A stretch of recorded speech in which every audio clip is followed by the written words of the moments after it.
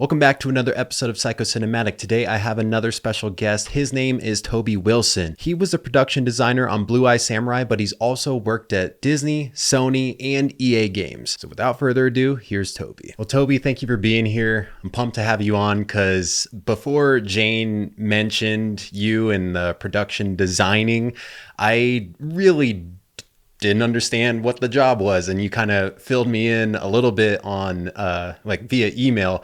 So I'm really excited to hear more of the intricacies of what you've done with Blue Eye Samurai and just like your career in general. So if you wouldn't mind just starting off by introducing yourself and a little bit about your background, so me and the listeners can. Well, sure. Well, first, I want to start by saying thank you for having me on the show, Victor. I really appreciate it. Hopefully, I can keep you entertained. So I can go way back. For those of you who are college students, I graduated from Otis College of Art and Design with a BFA in illustration. So, all the classics, learn the traditional media and all that stuff because it only helps. And I always wanted to get into animation. Ever since I saw Aladdin in theaters, I was like, that's what I want to do. But the year I graduated was the year Disney was making the switch from 2D to 3D, and they laid off like 1,000 employees or something, flooded the industry with all these experienced people. And this kid out of college was like, could I get a job? And so needless to say, my first real gig in the entertainment industry was I did some web design for New Line Cinema for the Lord of the Rings movies. And then I went into video games, and I was a concept artist and story artist at Electronic Arts, which was a blast. I learned a lot there. And then I got the call from Disney. After working in games for about 7 years, working my way up to eventually production designing on Medal of Honor game in 2011, Disney gave me a call and said, hey, you want to come over here? And that was my dream, and I jumped on it. So worked at Disney for, I think, about 8 years, something like that. Made a lot of great friends, and got to work with some of my heroes, which was amazing. And it's great when you can meet your heroes, and they're amazing people and they're humble. It was great. And then made the jump over to Sony, and so my most recent projects were at Sony. I did Mitchell's versus the Machines, working with Lindsay Olivares and Dave Bleich, and we were the art leadership on that one. And then I was a 3D Viz Dev supervisor over there, and then my buddy Farrell, who I met at Disney, gave me a call and said, hey, my Tobes, I got a project I think you'd be interested in, and it's in trouble and I need your help. And that's the story, Morning Glory. And I jumped onto Blue Eye Samurai. How was it in trouble? Without getting into too much of the nitty-gritty details, so it had been going on for about a year and a half before I started. And they were looking to swap out the art leadership on the show, just to have a bit more of alignment with the rest of the leadership on the project. And they were behind, like this project's big. So the first thing when I read the scripts was these are amazing. This story's great. I want to be a part of this. And then the second thing in my head was, how the hell are we going to make all this? They needed help to figure out how to get it all done. And they weren't tracking, and it was in the danger zone. And so my buddy Farrell Barron called me up. He's one of the executives over at Netflix, and said, Bubba, come on over. And so, I started and was a sponge when I first started, just soaking up, okay, Jane Wu, who was our supervising director, what are your hopes and dreams and what do you want? Michael, Amber, our showrunners and writers and creators, what are you looking for? What do you want? And I talked to the directors of the different episodes, and just kind of looked at, okay, what's working, what needs the most help. So it was just like an assessment of the situation, like a doctor coming in, and you see like, okay, what's wrong with the patient? Oh, well, they're bleeding out here. Okay, we triage and fix that. And then, okay, what's the next priority thing? And we came up with a game plan and partnered all together and got it done. That's interesting. I didn't realize that, it was kind of, I guess a project might have been bleeding out a little bit. You'd be surprised how many projects actually get to that point. Each one of these shows, especially in animation, just because you have to build everything. Nothing comes for free. You have to think about it and just make decisions about every little thing. Each show, each film that comes out is kind of its own little miracle because it takes so many people to make these things, and you all have to be in alignment in order for it to jive and really work. And you all have to really get behind and understand the story and what the needs are. So yeah, once I got on and was talking with everybody, it was really clear what it needed to be. Like you read the scripts, and I was with Jane in the same regard. I read it, I could see it, and I knew like, okay, I know what this needs to be. Now it was just checking in with all of the leads and making sure, like with Brian Kessinger and from the character side, like how are these things looking? Where are we going with that? Talking with Earl Hibbert, our previous lead, like where are we with the camera lensing and the cinematography and the compositions, and then really discussing with Michael and Amber and Jane, like what are the inspirations for this? Where are you inspired? And then looking at it from my own perspective and what can I bring to it, and how can I help pull all this together? Right. So yeah. So going back to your background, you said you did web design for the Lord of the Rings films. Is that what you said? Yeah, yeah. So you like designed like a website for the movie or? Yeah. Huh. So when I was in college, one of my instructors, George Shaw, he had a company called 110 Design at the time, and he hired me on as an intern for one of the summers between, semesters. He was like, "Well, I got a really big project. I just landed a really big account, and it's this little thing called Lord of the Rings," and my eyes just like bugged out, and it's because I'm a huge, if you can't tell by like the Dungeons and Dragons books and all this stuff, I'm a huge nerd and proud of it. And dude, I was like, hell yes, I wanted to end on this. So like, they put me on that, and it was cool because he kind of like with his guidance, like I worked on the whole website, and there was an interactive map of Middle Earth, and That's and awesome. I learned a lot. Like he taught me a lot on that job. So Hmm. yeah. And I got to read all of the Lord of the Rings scripts like years before they came out and see That's cool. all the set photos and everything. Yeah, it was Nice. pretty dope. That's got to feel cool being a nerd, being like, I had us, just a part of, creating this Yeah. into a visual. That's awesome. When you were at EA Games, what is that workflow like as opposed to working on an animated TV show or a movie when you're working Right. on a video game? Well, so I focus primarily on pre-production, and the pipeline is almost exactly the same, right? Because again, in games, you get nothing for free. You have to design everything, model everything, surface everything, rig everything. You have to animate or mocap everything. You have to build and design all the environments. So that's all the same from conceptualization to getting all the assets together. The difference is, it's in real time. You have to take memory into consideration and frame rate, and you use the game editor to pull it all together. It's a slightly different sandbox than our linear storytelling in animation or film, but it's also very similar in terms of just how you approach visually solving these problems and how you tell stories. It's all still storytelling. Mhm. So, and that was always one of the toughest fights. It's like pushing for story, story, story. Like I understand game design and gameplay is super important, but also story is important and the gameplay is important. Neither one is more important than the other, and they need to work together. And that Right. was always the biggest fight. But oof, that was 12 years ago. Are you a gamer currently? Oh Like, yeah. okay. Oh So yeah. what do you think about the games today now that you've been out of it over a decade? The line's getting really blurry between, real time and pre-rendered, Hmm. it's really impressive because I've been asked by my video game industry friends, like, hey, would you ever come back? And it's, yeah, of course. Like it, if the project's right, it looks super fun. Like Mhm. with the tools available, it looks like it's just the possibilities are even bigger, and it just seems like they have so much more at their disposal to tell those stories for players now.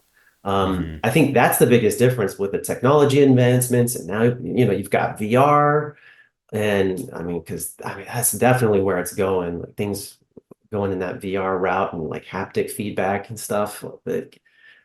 It's so cool what they can do now, and I can only imagine what they're going to be able to do just 5 years from now, 10 years from now.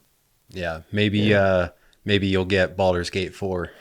That would be amazing. That would be pretty sweet. That would be pretty sweet. I am like up to my eyeballs in BG3 right now. Hmm. Same. It finally came out on Xbox, and I'm like, fucking finally. Like everyone else has it, and I'm like, I'm dying over here because I didn't choose PlayStation or PC. This is PC, stupid. baby. PC. Yeah. All my friends are like that too. I'm like, I just can't switch because I edit on a Mac, and I'm like, I don't want to have two. Ah, come on. I know. What's a little more desk space? So when you wrap up a project like with Disney or with Sony, do they basically say to you like, "Hey, now that you're almost done with this, here's the next film," or are they like, "Thanks for working on this film. Maybe we'll see you down the road if you end up working with us again," and then just Right. send you on your way? So it varies from studio to studio. It also varies on the climate of the industry at that point in time.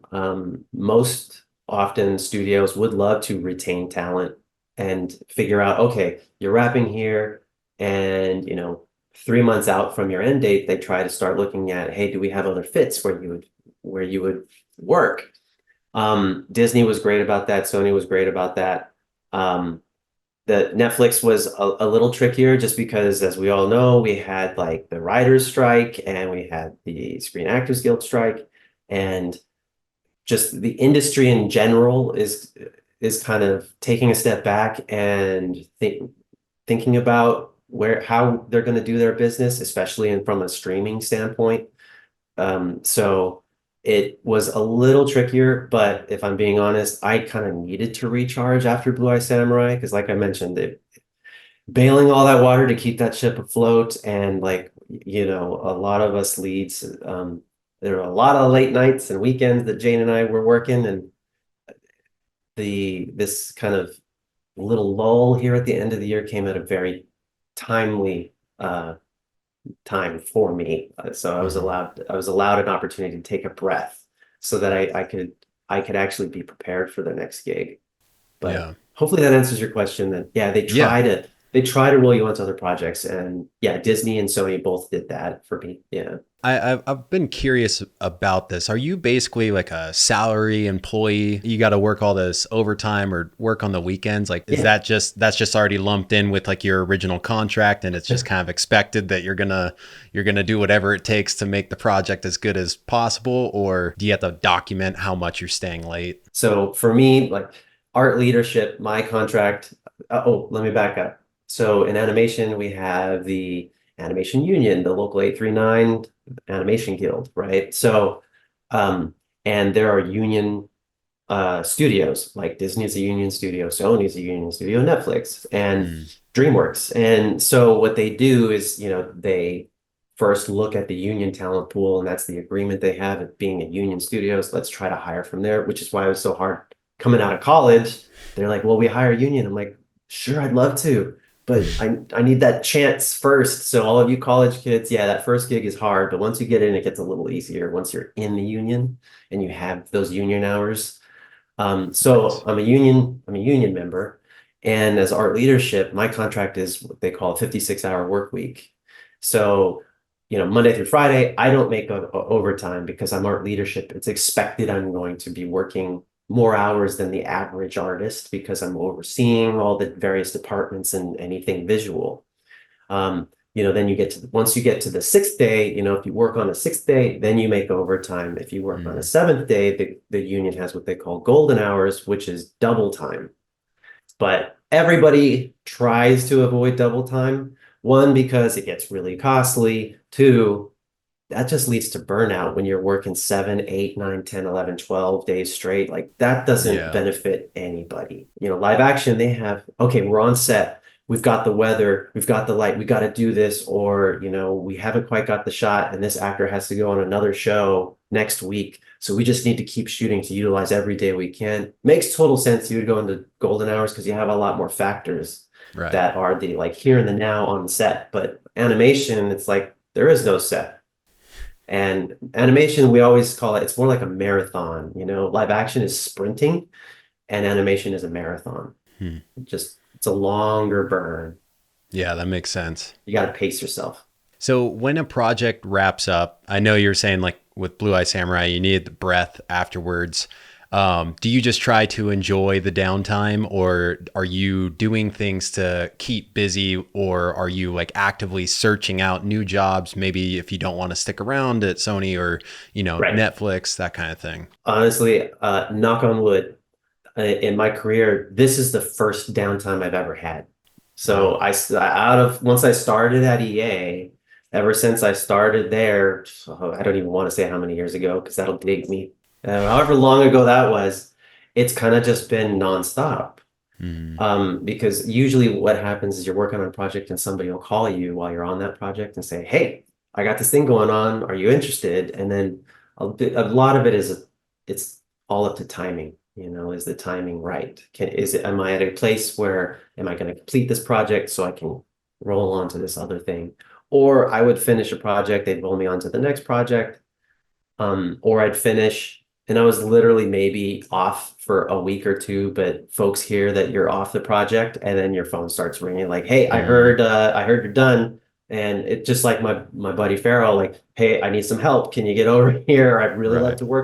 love you to work on this." So I've been blessed where I've been busy and I'm very thankful for that. And I'm also thankful for this breath because this was probably the most challenging project I've ever worked on. Well, it's nice to be able to get that break right now, like during the holiday season and whatnot, and then you could just come into it with a breath of fresh air with the new year and all that. Exactly. So you were saying that the production designer, like one of the things that you have to do is make sure that everything on screen complements the story perfectly, and there's no compromise for that. So do you have like an example of things that you either removed, adjusted, or avoided altogether to make sure that nothing that was on screen is kind of taken away from the Mizu's story? 100%. I'm glad you asked, Victor.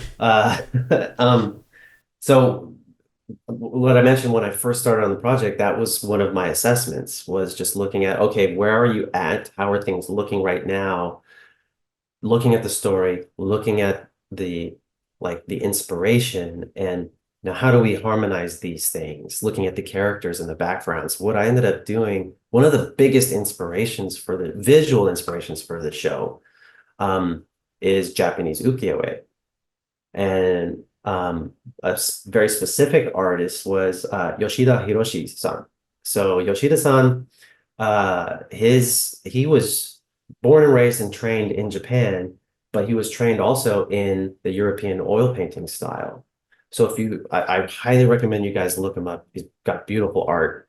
Um, he does ukiyo-e prints, woodblock prints, but they have this kind of European sensibility where the perspective and the composition's a bit more of what we're accustomed to in Western art than the very stylized perspective in traditional ukiyo-e. So I looked at him and he's this blend of East and West, right? And Mizu is a blend of East and West. So it was perfect. And Jane was the one who pointed that artist to me. I saw it and we had these discussions and we were just we had a Vulcan mind meld and it was like, "Yep, this is perfect." So that's a long-winded way of saying one of the first things that I did was actually look at how do we simplify down some of these backgrounds? Because originally they had a lot of texture everywhere and it was just a lot of textural detail, a lot of contrast everywhere. And so I simplified some of that down where, yeah, we still have texture. we still have contrast, but we make very distinct choices where we put that texture and the absence of it, like you would in Japanese ukiyo-e. Designing the negative space and that area for the eye to rest is just as intentional as putting detail in this area, Wow. right? And so looking at the characters, we wanted this 2D look. You don't want this, chiaroscuro, very photoreal looking lighting and everything. So I looked at bringing the Japanese principles of Notan. So design using light and dark so that you group your contrasts where you're supposed to be looking.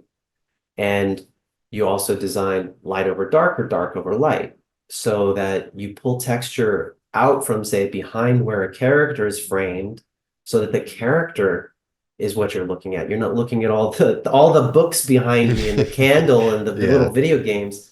Like you're looking at Mizu and she's framed against maybe the sky with a nice simple cloudscape as opposed to a bunch of textural detail.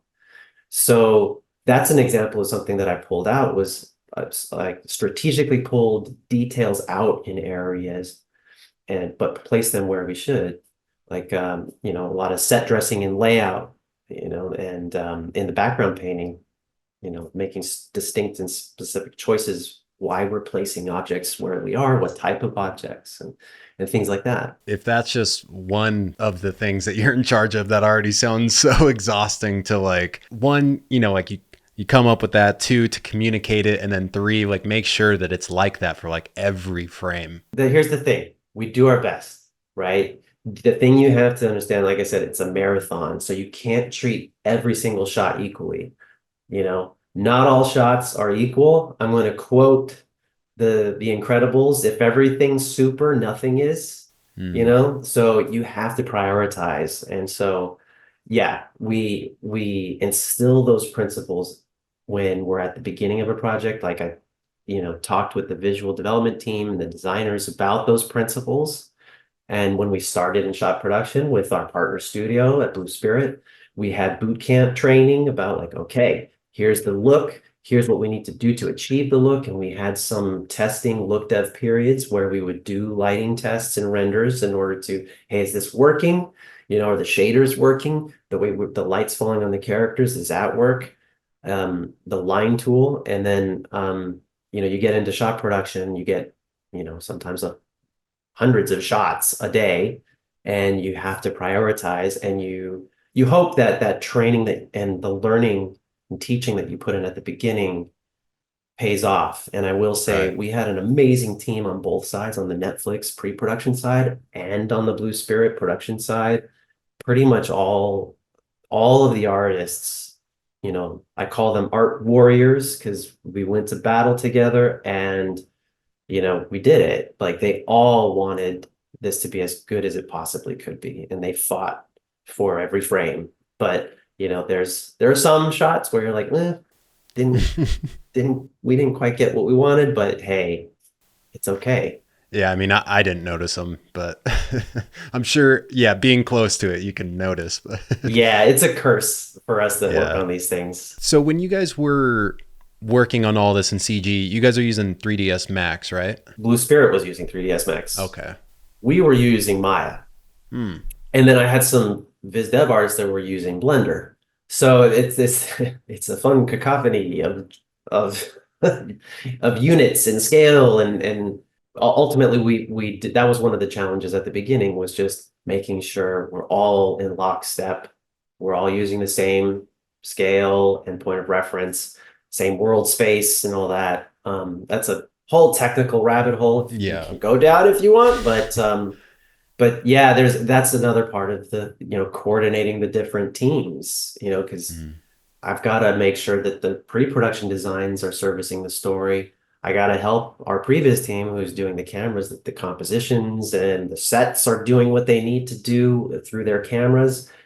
And then I got to make sure that our vendor in the final frames, the visuals are doing what they need to do, and just making sure it all jives is a challenge. What are the render requirements for it? Like, do you just have to hit 4K, or is it somewhere above that? I would love to work in 4K, but 4K is Huge. huge. Yeah. Yeah, I mean, there's not a whole lot of productions that can work in 4K because just pure file size. Hmm. I mean, That's my it's next question. yeah, just if you're doing a 4K animated film and you think about all of the iteration that happens for all the shots in all the different stages. I mean, you don't have to do 4K in like layout and animation. Doesn't need to be that big, but render times take longer. Hmm. And then just storage space on your database, like it's not doubles because going from 2K to 4K, it's not a matter of doubles. It's like the power of four kind of thing, Hmm. and it's crazy. So we worked in 2K because 2K. broadcast HD 2K. So 1920 by 1080. We were a 178 aspect ratio. Um, Blue Spirit, worked in 3D Max. They use V-Ray for their render solution. And then they use Nuke for compositing. Do you know off the top of your head or have a ballpark idea of like what season one storage space was? Honestly, I don't. That is an excellent question that I would love to get the answer to. Hmm. I'm sure, some of our Blue Spirit partners would be happy to tell us if I reach out to them. I can get Yeah. back to you on that one. Yeah, I would love to know because Yeah. I'm not sure. Have you ever watched on YouTube on a channel called Corridor Crew VFX Artists React? No, I haven't. So that's like my favorite show on YouTube. And they have like animators react, stuntmen react, all this stuff. They were talking about Godzilla minus one. Yeah. And I guess just the water simulations that they used on there, I think they said it was 500 terabytes just for the water, Oof. maybe 50. But I mean, regardless, insane. Like that's a lot Yeah. of freaking terabytes for just water. Just But it makes water. sense. Yeah, I can only imagine, what some of ILM's numbers are on some of their VFX shots. So something you mentioned on the email is you said background paintings and matte paintings. And to me in my head, I'm like, I thought that was the same thing. um, so what is the difference between those two things and when are you using them? You're totally right because, it's kind of the same techniques. You're painting the backgrounds and you're painting the mats.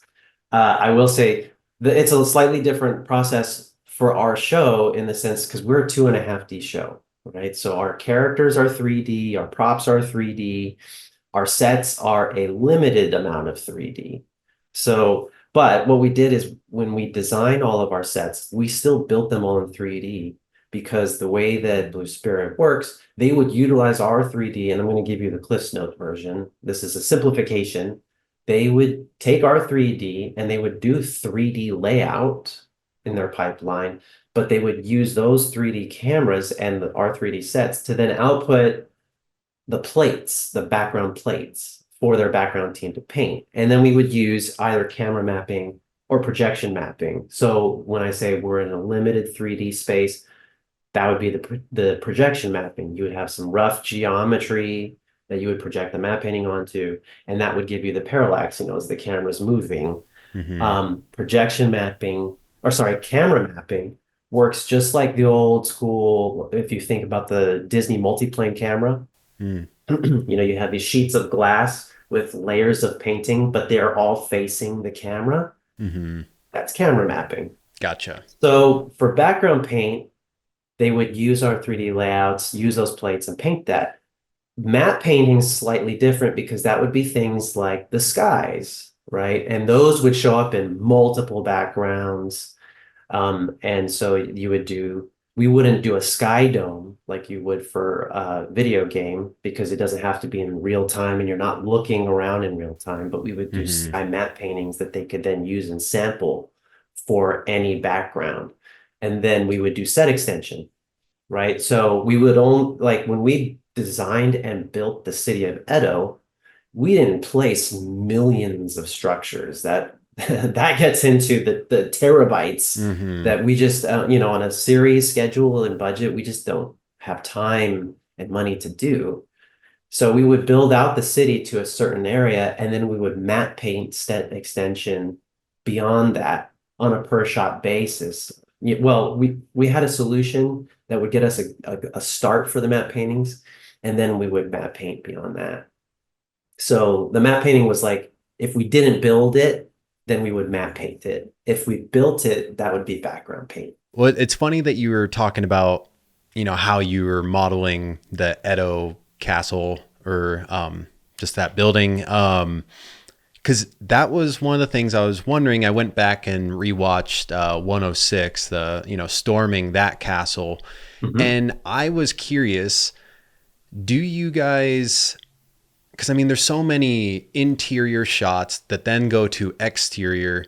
Do you guys make one large model that has like maybe empty space for the stuff that's never on screen? But that way that if you have a shot that is still rolling while you are inside going outside, you don't have to remodel something because like you were only assigned that shot.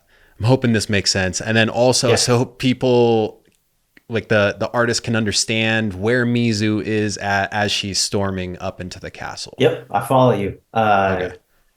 Good question. So what we do is we use what we call a world build.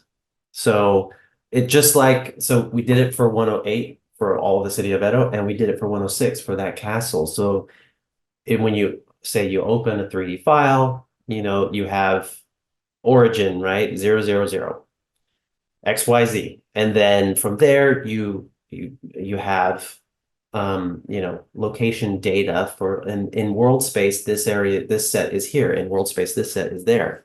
So we don't build one giant master file.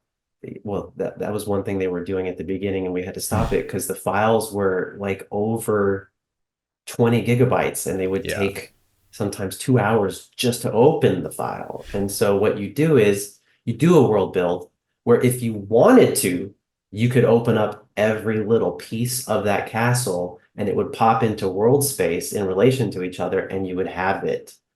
But to keep things manageable, you only need to load in what's in camera for that shot and for the Mm-hmm. sequence. And so that way you plan it all out in world space. And we would in the design and using really rough and rudimentary geometry, and we would partner with the previous team and Earl Hibbert's team to lace all of that and to make sure the camera's going to flow and all that. And then from there, we break out the sets. And then we go into more detail and start designing all the details and building out the details. And then we can ship that to our vendor and it has its world location space. And so that when they open it, bam, it pops into place where it's supposed to be. Gotcha.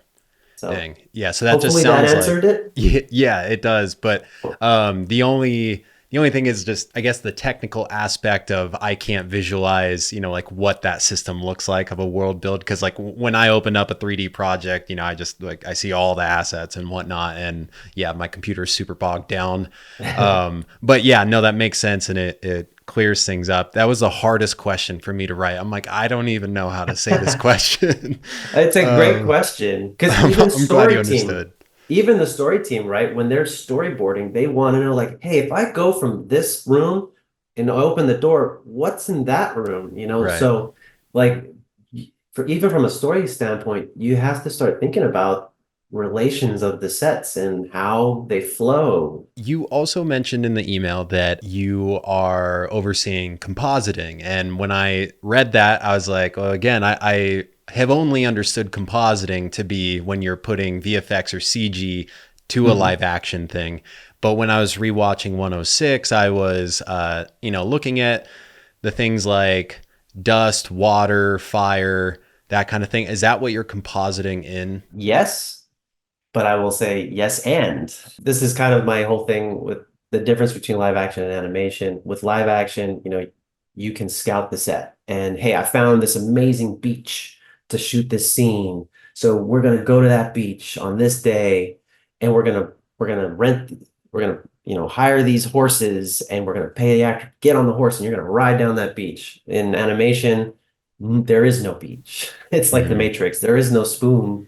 What does that beach look like? What color is the sand? How big is the sand? What are the waves like? How big are the waves? What do the waves look like? What color is the water?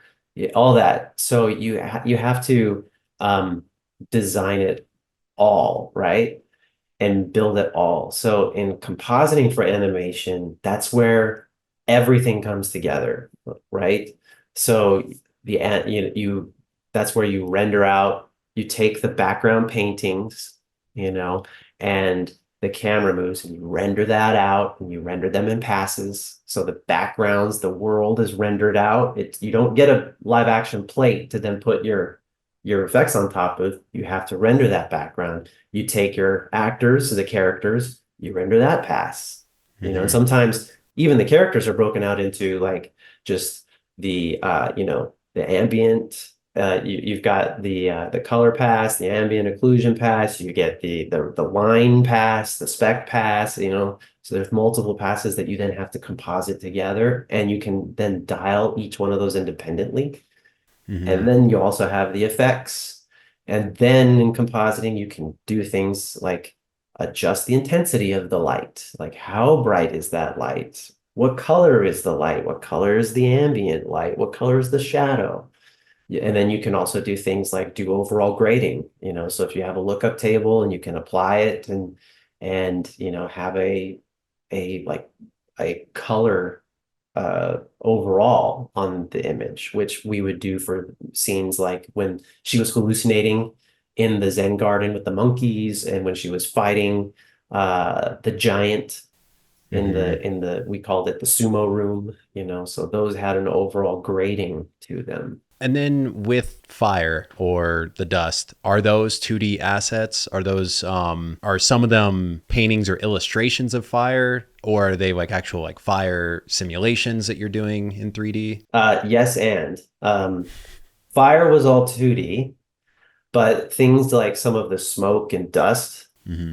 those were 3D and they had volume. But what we tried to do is to make sure that even if we were doing a volumetric sim, then we would want it to have a 2D look. So in case in point 106, after the big explosion and there's a fire and Hmm. there's a smoke column, you know, that is a volumetric smoke sim, but Hmm. we've stylized it to look as close to 2D as possible. Hmm. So even though it's a volume, we still want it to look 2D because ideally, we want everyone to just feel like everything you're looking on the screen is 2D. Like that was the goal for us visually. Like Jane and I wanted like you might ask, like, well, why this show could have been done live action? When you look at the story, there's no magic really. There's the couple hallucinations. There's no dragons and imaginary creatures, but the whole point was to create a beautiful painting of Japan to tell this story. And Hmm. so that was the goal, is to get everything to look handcrafted. So does the same go for in the beginning of 106 when the water floods down the hallway? Is that actually at volume? Actually, no. I'm Damn, glad I you have can't to track. ask. You're gonna make Toma, our 2D effects lead, like happy if you thought like, It wow, looked that moves really like, good. yeah, so that's 2D.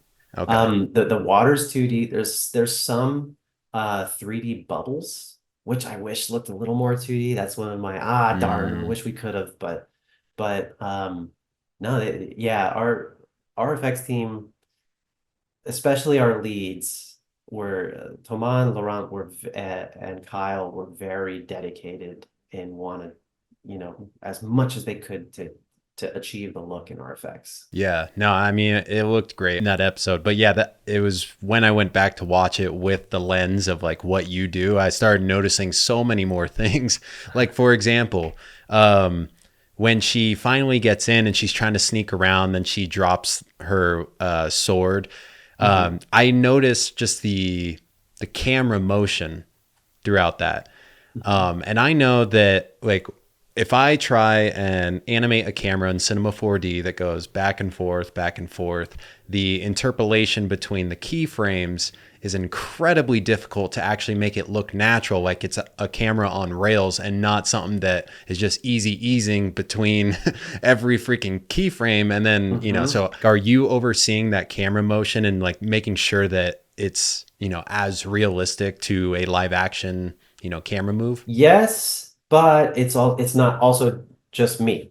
That's Hmm. where we had Jane as supervising director. She was very specific about the feel of the cameras, wanting this live action sensibility for the show. And our previous lead, Earl Hibbert, he too, very invested. And, those two were really driving the camera. But yes, what you're describing is totally in my wheelhouse as well. Because once we get it rendered and in lighting, yeah, it was a big issue, challenge, not issue. It was a big challenge that we had to face because, our characters, we wanted a stylized animation, so they're like animating on twos, right? Hmm. If you do camera moves on twos, then it feels very stuttery. But Yeah. then if your characters are on twos and your camera's on ones, and then the character's constantly catching up. So then we had to sometimes just work out, okay, for this scene, cameras on ones, characters on ones.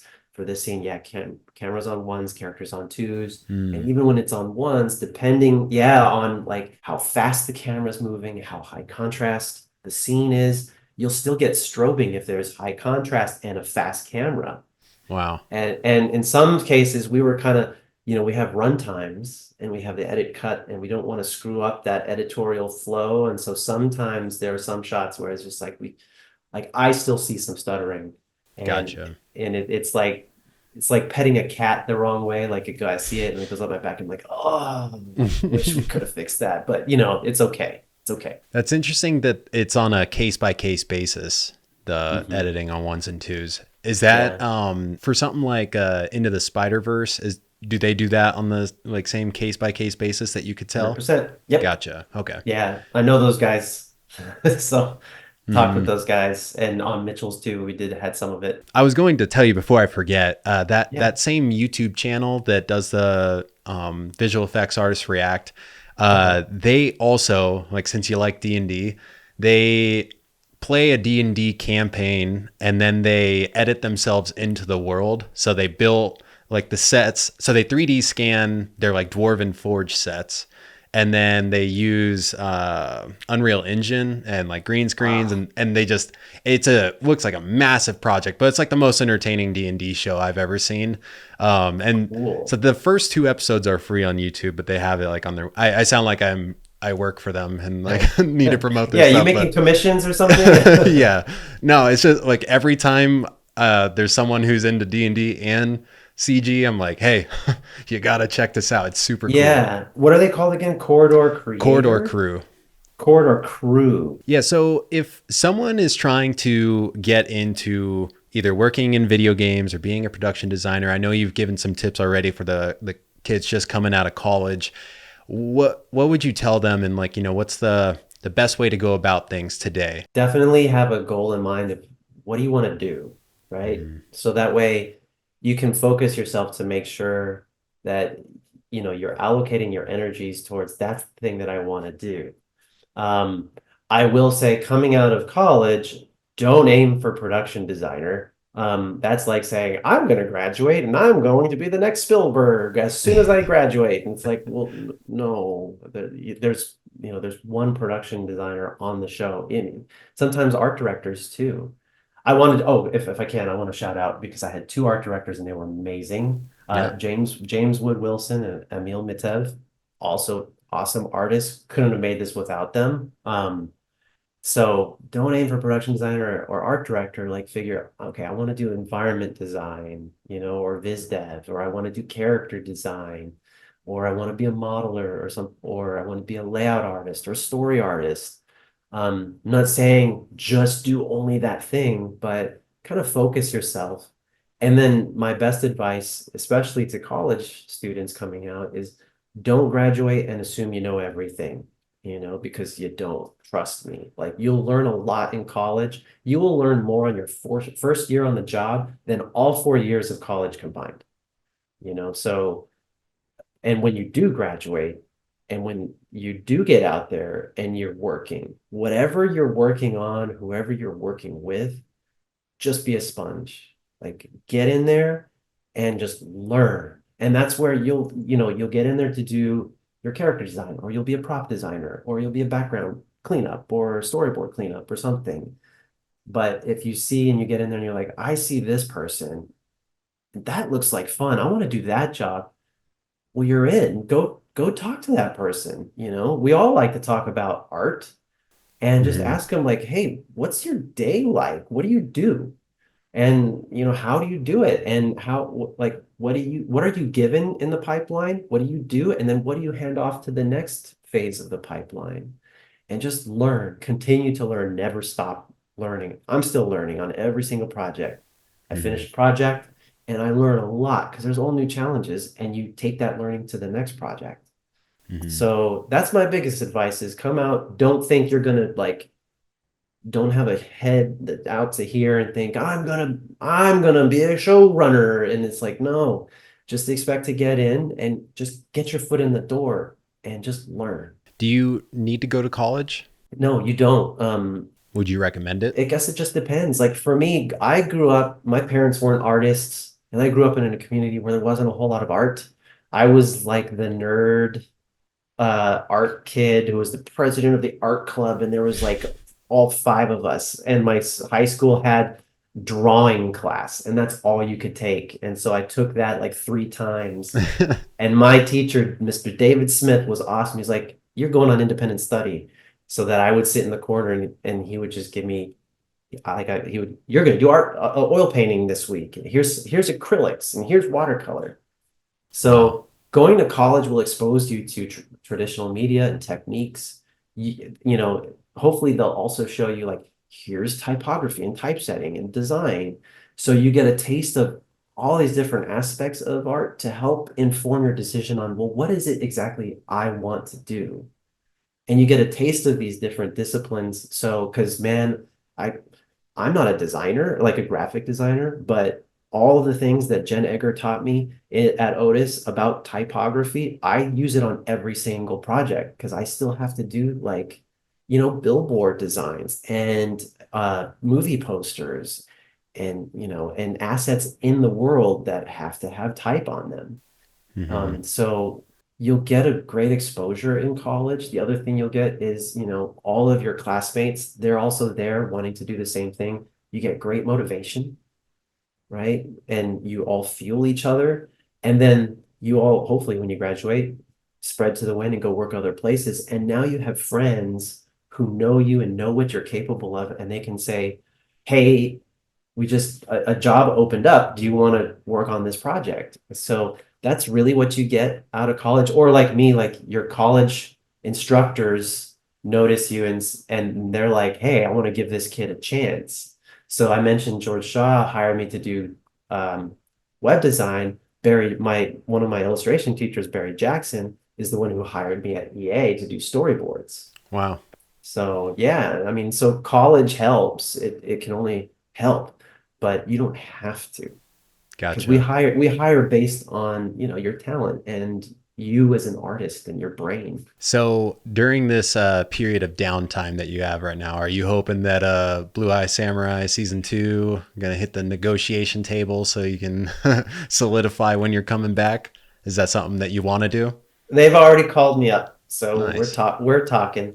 So we'll see. We'll see where it goes. It would be great to work with that team again. You know, the team is great.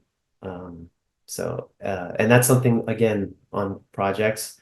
You know, your soldiers in the trenches, shoulder to shoulder to get these things done. And you form these bonds and friendships. And yeah, like I can't wait to work on something with Jane again, you know, and Hmm. Brian and Earl and James and Emil and yeah, lots of Yeah. great artists. Well, thank you so much for coming on here. This has been super eye-opening for, like a job in animation that I didn't even know existed, but is like one of the biggest jobs. Like, are you kidding me? That's crazy. Well, cool. It's my pleasure. Thanks for hearing me out. Hopefully, I'm entertained and maybe said some stuff that you guys hadn't heard before. I don't know. You did for me for sure. Thank you for being on here. Well, thanks for having me.